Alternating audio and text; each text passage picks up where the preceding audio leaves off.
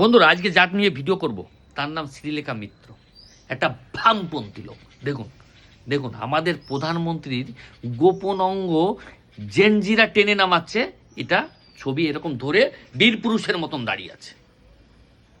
যে প্রধানমন্ত্রী রাত 12টার সময় যদি বলে হ্যালো ফ্রেন্ডস, 300 মিলিয়নের উপরে ভিউ যায়, তাকে নিয়ে আপনি এরকম কুরুচিকর ছবি দিচ্ছেন।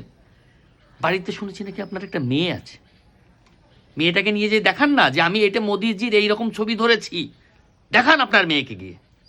সেটাও মনে হয় পারবেন, কারণ আমরা জানি এই যারা এই দলকে সমর্থন করে, এই বামপন্থী দলকে সমর্থন করে, তাদের মাথা না একটু বিকৃত হয়। লজ্জা করছে না আপনার?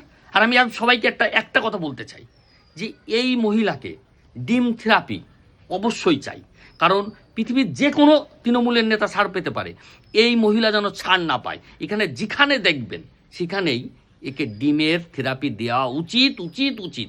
আপনারা কি বলেন? কমেন্ট বক্স খোলা থাকলো, বলে যাবেন।